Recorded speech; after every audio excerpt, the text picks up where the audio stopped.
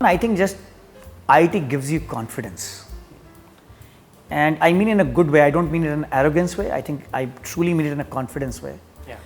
That the process of JEE with which you compete against, I don't know what that number is, maybe 10 lakh people, 15 lakh people today, to be able to get to where you got to, I think just gives you a lot of confidence and belief in yourself. And I think, again, to be an entrepreneur, that's very important. Right.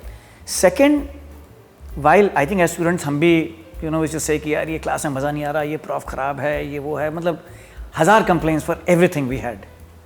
As you graduate from IIT, you actually realize the value of what you learned here as well. Right. Of course, it's known that we use very little of what we learned, but more importantly, you learn how to learn. And I think that's the important part. Right. Because as you begin on the path of entrepreneurship, you are venturing into an unknown. You will have to continuously learn, change the models in your head. And I think that learning how to learn is the other thing that you learn. And I think the third part you get from IIT, I can say is true for myself, is the best lifelong friendships you will ever form. And I particularly say it for IIT alone, and I mean it actually more for undergrad alone. Right. Undergrad is the last time in life where you make friends without judging them. Right. You don't know in first year when you are being ragged and you are in a water fight whether you should make a friend, whether I should make a friend with Akshat or not. Yes. I have no clue what Akshat will be 4 years later. Right. Or 30 years later. Right. I'm not judging you by your quote unquote how successful Akshat will be. Either I like you or I don't like you. It's as simple as that. And those friendships are your security blanket for life. Actually, the one advice I'll give to most students is that, and now I have nieces, nephews, etc., who come to IIT as well, is that, of course, higher studies are valuable, but very often actually you don't know who you are. And now I advise everybody, please go work at least for a year or two before you decide to do higher studies. I think that 1 or 2 years of work will tell you whether you really want to do that or not do that. Right. At least people like me made that call just because there was a inertia of motion in that sense. I don't think I thought too deeply about whether I wanted to do it or not do it. I'm not someone who can plan very far ahead in life. Yeah. As I've said, I can't concentrate. I think more today than I can think tomorrow, by and large. Yeah. I need to enjoy what I'm doing today, and I'm not sort of glorifying it, because I think you should be able to think about tomorrow. Sure. But I'm not someone who has the patience to think too far ahead. And at different stages of life, I made the calls because of what I thought I wanted to do then. So I still had that bug in me that I wanted to be an entrepreneur. During INSEAD also, there were 3 other friends of mine and we wrote a business plan in e-learning space, Right. tried raising venture capital money, nobody gave it to us. Right. But I needed a job because there was a loan on the head. Absolutely. But I thought that let me figure out a way to get to Silicon Valley, because I've heard that whoever goes to Valley becomes an entrepreneur. Yeah. And I found a consulting firm that used to work primarily with startups. Right. And that's what I chose to do at that point in time. That firm died in the downturn of 2001, 2002. Right. I wanted to be a product guy, that's who I thought I was. Couldn't find a job for a year. Right.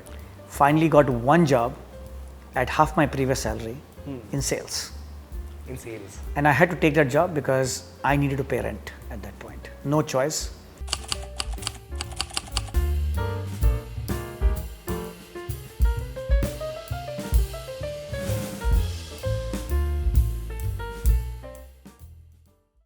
Hi folks, welcome to the IIT Delhi podcast. We have today with us Mr. Alok Goyal, who is one of the illustrious alumni making waves in the entrepreneurial space. Welcome to IIT Delhi. Thank you so much, Akshat. So, would you want to tell us how did you end up in IIT Delhi in the first place? Being in IIT Delhi was not a choice for me. I grew up on the campus. Right. My father was a professor here. The only educational institution whose name I had heard while growing up was IIT. And I don't think consciously, but subconsciously, I also took the pressure कि IIT में तो आना ही पड़ेगा. and that was almost like a natural choice. So I was also very curious about math, physics in general. So more my own natural orientation plus I guess what I had seen around myself. IIT Delhi, as I said, was not even a choice or a thought. It was what I always thought of as I grew up. So could you elaborate on those values which were inculcated while you were growing up, which actually led to this happening? So I think a lot of that came from my father. My father was a professor of physics here. Physics? Yeah. Yeah. And while his research topic was in optics, but he did a lot of work in mathematical physics. Right. And I think math and physics were the two things which I think we were super fortunate, my brother and I. We were just 1 year apart as well. Right. That we learned from childhood in a way which I think I would call it just a gift that we had been given. Dining table conversations will be solving puzzles. Right. Walking in the evening post dinner will be discussions on electricity or magnetism or something else. But my father just enjoyed teaching, and a lot of stuff actually, or the interest about these topics, I learned from him. Right. And I think those were probably the best grounding we could have gotten to ultimately be part of this institution. So when you gave the exam, was it tough facing the result, or were you anxious while the result came? You know, stupidly enough, I'm a very optimistic person. Right. I'm not the variety who thinks कि मेरा कुछ नहीं होगा, मैं नहीं कर सकता, ये नहीं होगा, मैं तो fail होऊंगा. And I'm using the word stupidly because I think I'm overly optimistic most of the time. I think that optimism in me comes from my mom. And so actually since my brother was a year older to me, he took JEE first. Yeah. And my father was not sure कि होगा कि नहीं होगा. My brother also thought कि शायद हो तो जाएगा, but थोड़ा दूर होगा. But I was very confident. I said he's going to be in top 200. Yeah, for your brother. For my brother. Right. And my father said, I'll give you anything you want if he comes in top 200. So it's a bit ironical, but I got the gift as he got into JEE. But then when I took JEE, yeah, I thought that I did well. I was confident. Of course, nobody can predict rank. But I wasn't the guy with the sort of butterflies in the stomach. I think plus I came from that large gang of DPS folks. So there was a large gang of students who came to see the results. Yeah. But I was positively surprised when I saw the result though. That's great to hear. Now you also mentioned that you were naively optimistic and like stupidly also. Yeah. And I think you have mentioned this before that that's one quality you look for founders to actually fund their ventures also. Yeah. I would want to also highlight now he is the partner at Stellaris Ventures, and before that he was at Helion. Could you elaborate on the journey and this point which probably you see yourself in some sense in the founders that you invest in? Yeah. See, the thing is that whenever you look at anything new concept, see what does a startup do? It is trying to change the status quo of the world in some small way. That's their right to existence. By definition, anything that is trying to attempt to change the status quo has a risk attached to it. Right. And whatever has a risk has some pros, some cons as you sort of begin to think of those concepts. The rational part of our mind is very good at finding faults with anything new. It's actually not that hard. And you have to be very optimistic to therefore not just think about an idea, but truly foolish enough therefore to then pursue it. And I think that's a quality that entrepreneurs have, which is that they're so optimistic that they naively follow their dreams, thinking that despite everyone telling them that look, this is not going to work, they think no, I think it can work still. And unless you are that naive, I don't think one can be an entrepreneur actually. So with so many entrepreneurs coming up from IIT Delhi itself, what sort of values does IIT ingrain in them that they actually go on to become those entrepreneurs? How does that environment shape them up? I think many ways. One, I think just IIT gives you confidence. And I mean in a good way, I don't mean it in an arrogance way, I think I truly mean it in a confidence way. Yeah. That the process of JEE with which you compete against, I don't know what that number is, maybe 10 lakh people, 15 lakh people today, to be able to get to where you got to, I think just gives you a lot of confidence and belief in yourself. And I think, again, to be an entrepreneur, that's very important. Right. Second, while I think as students, हम भी, we just say कि यार ये class में मज़ा नहीं आ रहा, ये prof खराब है, ये वो है, मतलब 1000 complaints for everything we had. As you graduate from IIT, you actually realize the value of what you learned here as well. Right. Of course, it's known that we use very little of what we learned, but more importantly, you learn how to learn.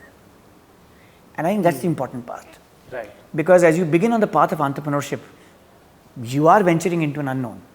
You will have to continuously learn, change the models in your head.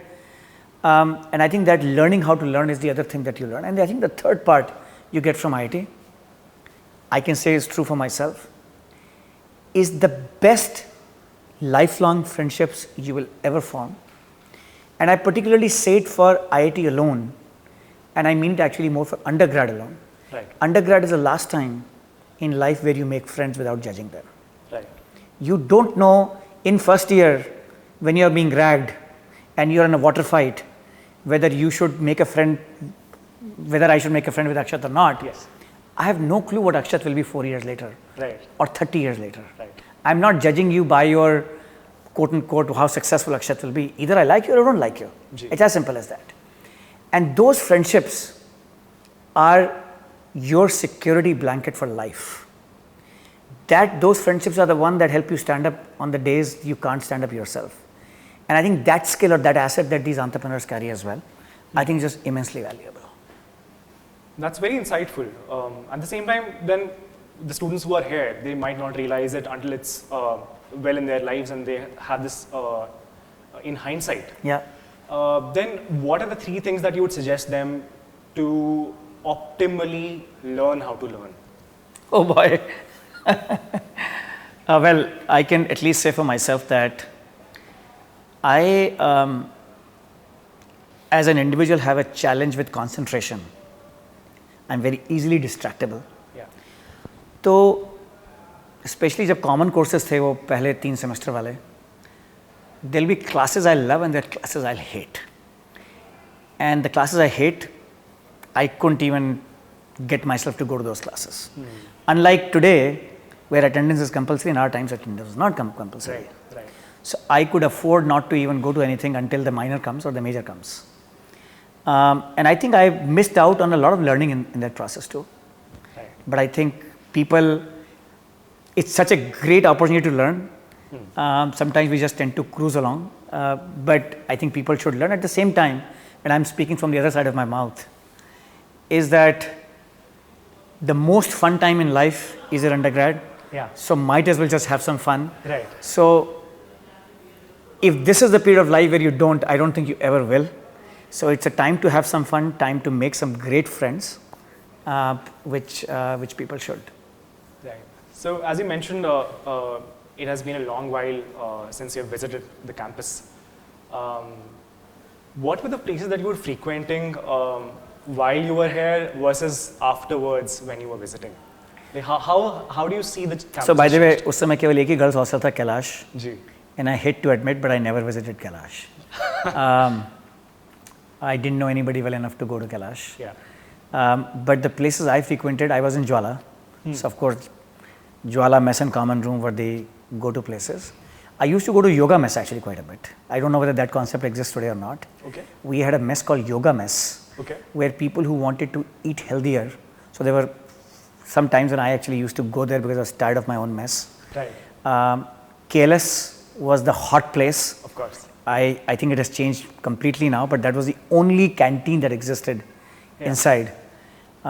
So from that 70 paisa chai to I think 1 rupee HMT as we used to call it, hot milk tea and whatever else. So KLS, and then right outside was a Sasi ka dhaba. Right. And that's gone now. Huh. But that's because the boundary wall right outside now there is this highway kind of a thing. But earlier there was a large area and there were some dhabas, and one particular dhaba was Sasi Dhaba. Right. And I think Sasi is responsible for feeding hundreds of IT students who probably wouldn't have survived IIT without him. And I think he deserves that, and possibly sack. I think these are the. But ऐसा उस ढाबे में क्या था कि यार उसमें आलू के पराठे और अरहर की दाल मिलते थे अचार के साथ. राइट. और पराठा 2 रुपए का मिलता था, वो महंगा था काफ़ी. महंगा था? हाँ महंगा था काफ़ी, क्योंकि एक पराठा 2 रुपए का था. बट 4 रुपए में आप खा सकते थे, which was as I said more expensive than normal. Right. But I think it's one of the best parathas I have had. And so, if you compare between KLS and Sasi, so Sasi any day. Any day. Any day. Despite the crowd being at KLS as well. Any day. That's good to hear. But what? So you mentioned SAC also. Did you were you part of any extracurricular activities at that time? यार मैं part तो बहुतों का था. हाँ. लेकिन मैं बिल्कुल जैसे होता है ना वो एक्स्ट्राज और फ्लंकी वाले लाइंस में होता था मैं. तो जैसे हॉस्टल की वाटर पोलो टीम में मैं एक्स्ट्राज में था. और वो भी मैं इसलिए जाता था क्योंकि वहाँ फ्री का ग्लूकोज मिलता था आपको.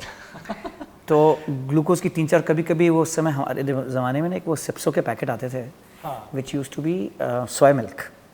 1-1 रुपए का आता था वो. और जाने का चार्म ये था कि यार टीम में हो ना हो तो कोई फ़र्क नहीं पड़ रहा. एक बार पूल में कूदोगे तो मैं 2 सिप्सो के पैकेट मिलेंगे तो उसके बाद. तो that was the despite my short height sometimes I was in the extras in volleyball. And I used to be part of the music gang actually. That was my real passion. But yeah, those were the activities. I think more music club than anything else actually in IT. So were you part of any of the circuits at that time, like going and performing somewhere, or like just? नहीं यार मैं वहाँ पे भी फ्लंकी था. हाँ. तो speaker उठाना, ये करना, वो करना. कभी वो 15 अगस्त के दिन हारमोनियम बजा दिया, ये कर दिया. तो मेरे पास हॉस्टल में हारमोनियम हुआ करता था. So my room used to be sort of the महफिल room of our hostel. Yeah. So I used to have a synth, I used to have a harmonium, वो सब मैं रखता था hostel में. And yeah, that's pretty much what I did. That's good to hear. But then like so, you knew the sort of atmosphere you were getting into beforehand, and while here, you obviously enjoyed your time here. What made you switch to a foreign university right after college? So as I understand, you went to UT Austin. Yeah. So I think part of it is just the influence of or what you have seen while growing up. Since I came from a family which was in academics, my intent was to be a prof and do research. Right. Right. I in fact did my BTech project in speech recognition, and I was so excited about AI at that point in time. At that time? Yeah. I think to my knowledge, mine was a second AI project in IT. We are speaking of which year? I graduated in 92. Yes. So 91, 92 was my BTech project. And we were detecting, we were operating a computer, what used to be called MS-DOS or DOS, through speech commands. Right. So up to 100 word vocabulary we could recognize, etc. And I was so fascinated that I wanted to do a PhD in that area. I didn't get admission to CMU, which is what I wanted for speech. I finally went to UT Austin. Yes. But the intent was to do a PhD. Got it. Explored very many different areas, databases, programming languages, eventually systems. But during PhD, so why, your question, why outside India? Yeah. At least at that time, we felt that the quality of undergrad education in IT was outstanding. But when it came to post-grad education, the quality of research, etc., what used to be, at least in US, I don't think IITs matched that. And intent was to go sort of wherever you can guess the best CS departments to be part of. And Austin was an outstanding place to have gone to. Right. So that's why I chose Austin. You started at a very unique position to actually know, have a in-depth understanding of academics as well as the entrepreneurial space. What sort of advice do you have for people as to make the choice who have the choice right now? In terms of should they, what are the deciding factors to go about pursuing further studies or actually get into the markets? Actually, the one advice I'll give to most students is that, and now I have nieces, nephews, etc., who come to IIT as well, is that, of course, higher studies are valuable, but very often actually you don't know who you are. And now I advise everybody, please go work at least for a year or two before you decide to do higher studies. I think that 1 or 2 years of work X will tell you whether you really want to do that or not do that. Right. At least people like me made that call just because there was a inertia of motion in that sense. I don't think I thought too deeply about whether I wanted to do it or not do it. And what about INSEAD? How did that happen? INSEAD was a very different ball of game. So I'd already come back to India in '94. I was initially working with a tech company and then at McKinsey. Yeah. During my McKinsey stint is when I started dating my wife, who is also from IIT Delhi. Yeah. And we decided to get married at one point. And when we decided, she said that, look, you have to choose either McKinsey or me. I think two are not going to work together. Yeah. And in those days, there were very few options to leave McKinsey and do something else. Right. And I didn't know what. Right. So MBA was more hitting the escape button because I didn't know what to do. Right. I think as far as learning business was concerned, McKinsey was probably the best business school I've been to. Right. But that year of MBA for me was my honeymoon and a time to figure out what I wanted to do with my life. Got it. And I don't think I could have chosen a better place than INSEAD to be at for that. So that's great to hear. Then how do you map your journey from INSEAD to where you are now running a venture capital firm? So mine is a classic Brownian motion. Akshat, I'm not someone who can plan very far ahead in life. Yeah. As I've said, I can't concentrate. I think more today than I can think tomorrow, by and large. Yeah. I need to enjoy what I'm doing today, and I'm not sort of glorifying it because I think you should be able to think about tomorrow. Sure. But I'm not someone who has the patience to think too far ahead. And at different stages of life, I made the calls because of what I thought I wanted to do then. So I still had that bug in me that I wanted to be an entrepreneur. During INSEAD also, there were 3 other friends of mine and we wrote a business plan in e-learning space, Right. tried raising venture capital money, nobody gave it to us. Right. But I needed a job because there was a loan on the head. Absolutely. But I thought that let me figure out a way to get to Silicon Valley because I've heard that whoever goes to Valley becomes an entrepreneur. Yeah. And I found a consulting firm that used to work primarily with startups. Right. And that's what I chose to do at that point in time. That firm died in the downturn of 2001, 2002. Right. I wanted to be a product guy, that's who I thought I was. Couldn't find a job for a year. Right. Finally got one job at half my previous salary in sales. In sales. And I had to take that job because I needed to pay rent at that point. No choice. Yeah. But I think with many steps in your life, you learn about the world and about yourself that you didn't know. Yeah. As I got into sales, in 6 months I realized that this is an animal I love. Yeah. That thrill of selling just caught my attention. And then I did that for 10 years. 5 years in US, 5 years in India. Right. And did very many different roles sort of in the go-to-market domain. I loved it until, so I had come to India because SAP allowed me to be in India. My mother was a cancer patient. Right. And once she passed away, SAP wanted me to move back to US. We were not very keen to move back to US. At the same time, sort of I had run out of headroom for growth here in India. And I was trying to figure out what can I do in India which I can do for next 20, 25 years. Right. And I took a step back, worked with a coach for a year, trying to find the answer as to what will interest me in the next 20, 25 years, as I said. So when you speak about a coach, what do you mean? So this was a coach that actually, a coach is someone who doesn't tell you answers. Coach is someone who gives you the environment to find the answers for yourself. Right. And this coach helped me in, one, he talked to a lot of my friends, ex-colleagues, current colleagues, whatever, just to figure me out. Right. But more importantly, helped me figure out for myself what are the core things I like What kind of professions can I get that in? Yes.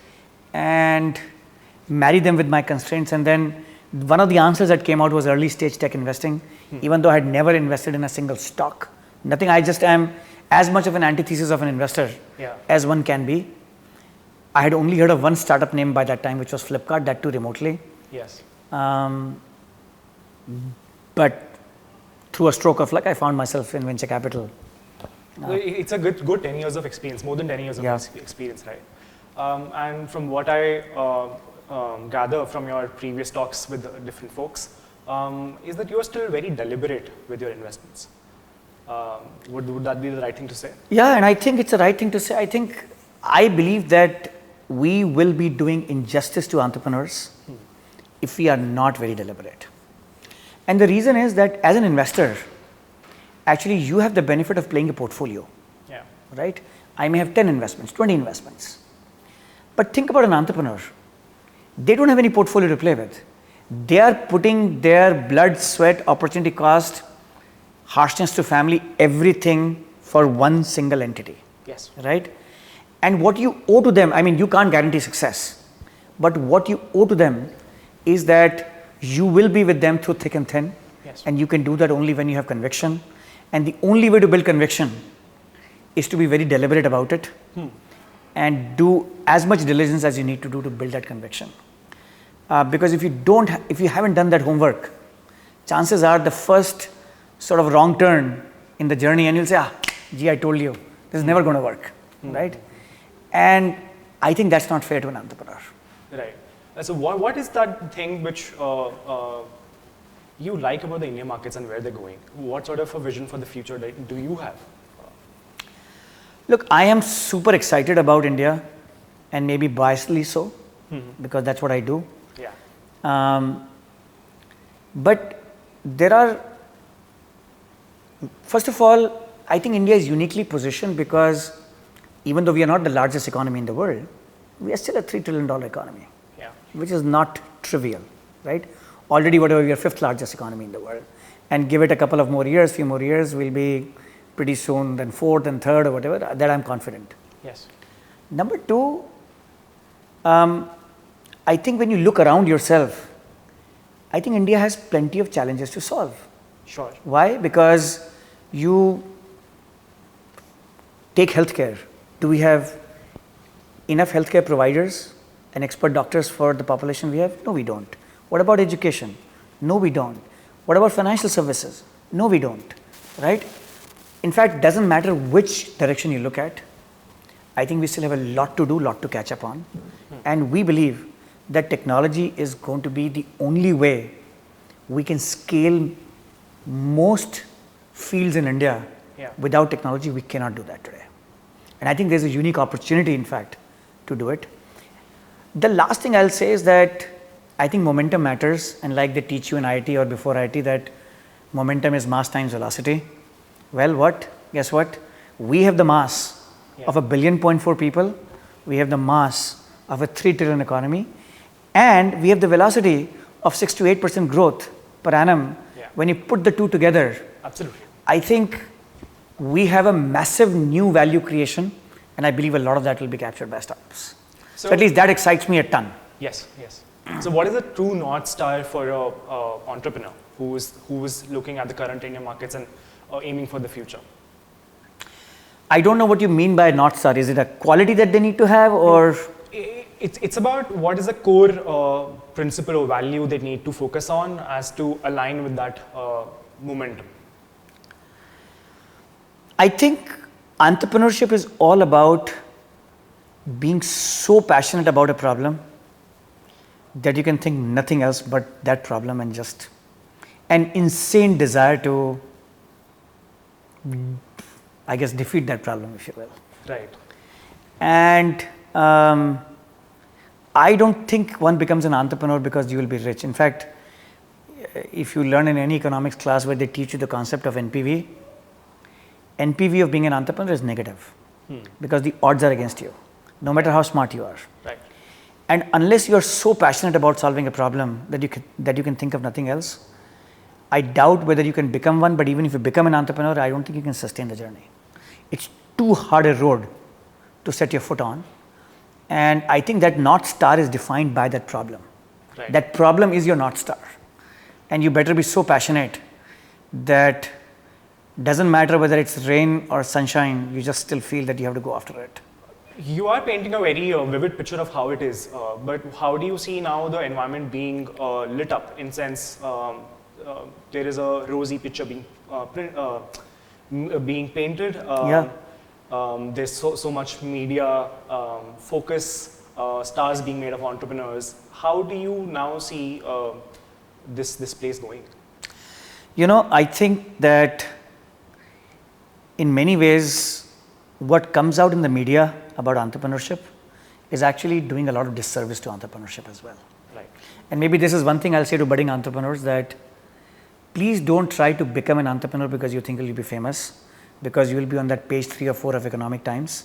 That is precisely the wrong reason to be an entrepreneur. Odds are against you. Chances are if you become an entrepreneur, you will never get there, in fact.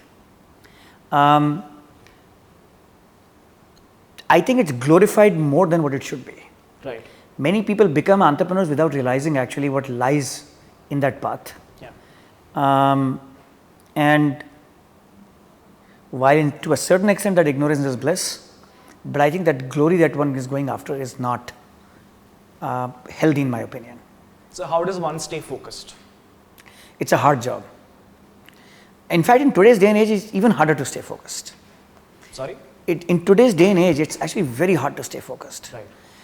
I think just the amount of information that we are being bombarded with every single day, for an entrepreneur, it's super hard, whereas they need to stay focused on a problem. I mean, like they'll say in Hindi, वो जुनून ही चाहिए उसके लिए. जी.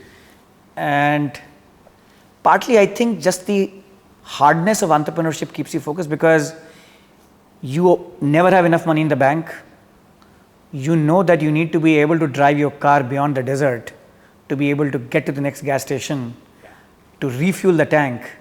And if you stray around in the desert, chances are you'll be stuck in the desert with no gas in your tank. Yes. And I think that fear also keeps you very focused in life.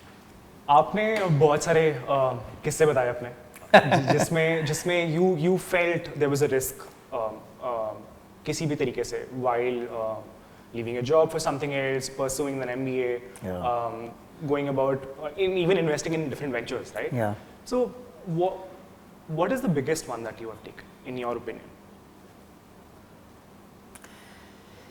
Biggest one is always very hard to say. I think every company you back, there is a significant amount of risk, but maybe I'll give you an example nonetheless. In 2014, and this is interesting because in some sense, while I get the credit for it, I'm not the one who deserves that credit. Right. Is that there is a company called WhatFix. I met them in April 2014, and frankly, I took no notice. In a nutshell, it's a company which makes software to use software. Very bizarre category. I always knew that this is not worth it. Right. I had an analyst in my team from IIT Delhi, 2011 batch, Karan Gupta. He met them and he said, Alok, इनसे बात करनी चाहिए. And मैंने कहा, I have no interest. Why do you need software to use software? There is this world of design that's going on. Software is being designed more beautifully, more naturally. It should be so intuitive. That's where the world is going. Why should you need software to use software? Yeah. I refused to even meet actually. Forget evaluate. I refused to meet. And he kept telling me, Alok यार एक बार मिल तो ले यार आधे घंटे की तो बात है. मैंने कहा नहीं मैं अपना टाइम वेस्ट नहीं करूँगा. उसको गुस्सा आ गया एक दिन. उसने कहा आलोक अच्छा ठीक है आप नहीं मिलो मैं ही आपको डेमो दिखा देता हूँ. अच्छा. And he showed me a demo. And while my part of my instinct was still against that you should not need software to use software, but that demo just caught my attention. And I called the guys the same day. I asked them to come and meet me in Delhi. Yes. And I was going through some medical procedures, so I had tubes in my body that day. Oh, okay. But we met. It's the fastest check I have written.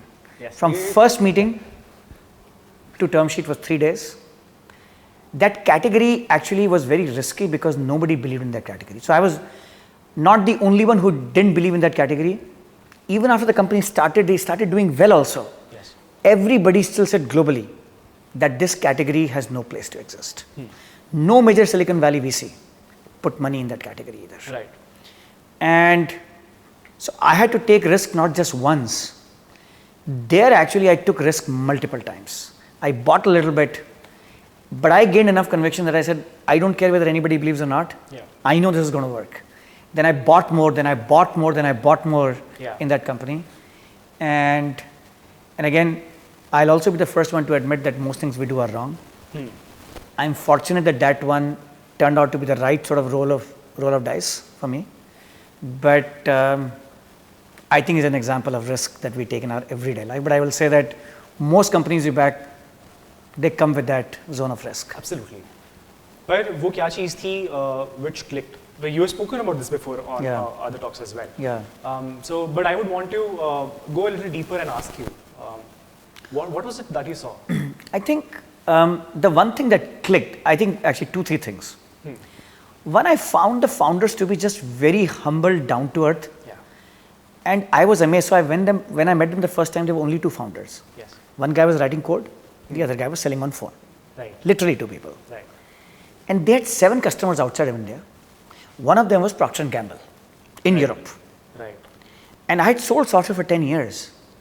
I knew how hard it was to get to large companies. And I was thinking, here is a tiny, puny company out of India on phone with no funding getting Procter & Gamble in Europe. Yeah. There's something about these guys that they can do right. Yes. And the second thing that clicked was I had spent ages in selling SAP. And by the way, I love SAP to my core. Yeah. But you need to be a PhD to use SAP. It is, in those days, it used to be a clunky piece, very hard to use. Right. And it suddenly dawned upon me that, look, roughly $1 trillion of software, even at that time, I'm talking 2013, 14, right. $1 trillion worth of software was being deployed every year. Most of that software was still difficult to use. Right. Doesn't matter if 1% of that is using new design principles. What about the rest 99%? What about the historical install base of $1 trillion every year? Who is going to make that more usable? Yeah. And that made me believe that maybe there is some meat here, and then you sort of follow your gut. Yeah. So you had people from IIT working with you at that time also. Yeah. And then there are other people who are still looking forward to work with you as well. But what sort of a vision do you carry would you have for IIT Delhi that they inculcate in those folks? Look, I think IIT Delhi and IITs at large, I think are an amazing set of institutions. Yeah. What they have done is, in my opinion, mind-boggling already in many, many ways. I think they can do a lot more. My vision will be 2, 3, 4, and this is more in the spirit of sort of going forward. I think just this quality of education is so hard to get that one, I would like it to be expanded. I know already lots of other IITs are there. Intake in IIT has gone up as well. But I think the more it happens, the better it is. Yeah. Second vision for IIT will be that I think there needs to be a lot more reality check with the industry. Yeah. And we didn't get those opportunities, but I think today everybody wants a piece of IIT students. I believe that IIT needs to create or reduce the distance with the industry and give students a lot more real world exposure. I mean, the industry dies to get a piece of IIT folks, right? And so it's possible to create that. There is no reason. I know people do a summer after third year. I think we should think about co-ops like in the US. You can do a 6-month internship. Not everybody needs to necessarily graduate in 4 years, frankly. Yeah. Or you could give credits for working with the industry as well on certain topics. So I think maybe the last year project can be rethought. Some people can just work in the industry. Yeah. I think a lot more things can be imagined there. And I think the last piece for IIT for me is that there was a time when slotting people based on ranks, I think made sense. At least I believe a lot of innovation today happens at the boundary of subjects. In the sense, let's say you are building a robot for a paralyzed patient. Yeah. right? That involves understanding of biology and neurology. That involves understanding of mechanical engineering, electrical engineering, computer science, lots of these things, Absolutely. right? And I think there was a bit of a boxing of what we did. Yes. By the way, I love computer science. I have no complaints about that. Right. And I still think if I had to rewrite my own history, I would do nothing but computer science. Right. But I think a lot more cross-disciplinary learning can be created, and maybe we just need to therefore rethink the structure of our degrees to a certain extent. Right.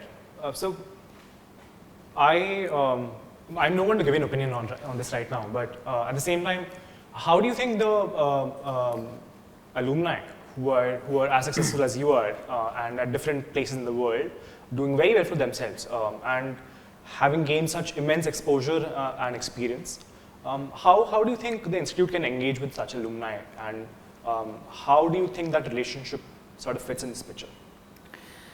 So first of all, I am not that very successful. I think you will meet many, many more successful alumni from IIT.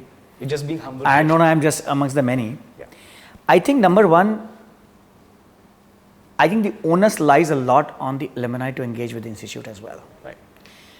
I always used to complain that, oh, IT should do this, IT should do the reach out, etc. But I'm also realizing that in the end, a lot of what we have been able to do, we owe it to IT as well. And I think we all owe it to the educational institutes that we have been to actually go back and support in ways that we can. And different people can contribute in many different ways. So I think at least a lot of the onus lies on us. I will also say that IITs have become a lot better actually in reaching out to alumni as well. I didn't see that 10 years back, but I see just a lot more of it. Right. And I see that there is a lot more willingness on part of alumni. Yeah. And I think we are just in the early years of our journey as a nation on philanthropy. I just hope that the future generations will do a lot more of it. So in many ways, I think that the onus lies a lot more on us than possibly in IT actually on that count. Right. I think with that note, we would want to end this podcast because I understand that you also have a hard stop. But thank you for taking out the time. Is there any last message that you would want to give the folks who are here, your fellow friends from back then, and other alumni who are, again, in the same league as yours, doing well for themselves? No, maybe I'll first begin with my friends from IT or my cohorts from IT. I can shamelessly say that most things in life that I have gotten to are because of the friendships that I made at IT.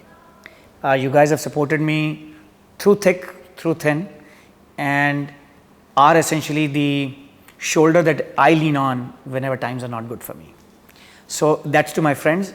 Also to folks in IT, I think first of all, do recognize that you are immensely fortunate. Of course, you have done the hard work for it, but you are also immensely fortunate to be part of a great institution. And I hope that you will do very well. Again, I'll say that use the time to learn. Time at undergrad doesn't come back. So take the time to learn, take the time to meet friends, take the time to dream, and hopefully for some of you, be foolish enough even to pursue your dreams as well. I really wish we would not have to end this podcast in this note, because it has been absolute pleasure to speak with you. And I'm so humbled by the insights, the stories, and the vision that you have put forth. Thank you. Thank you so much, Akshat. Thank you.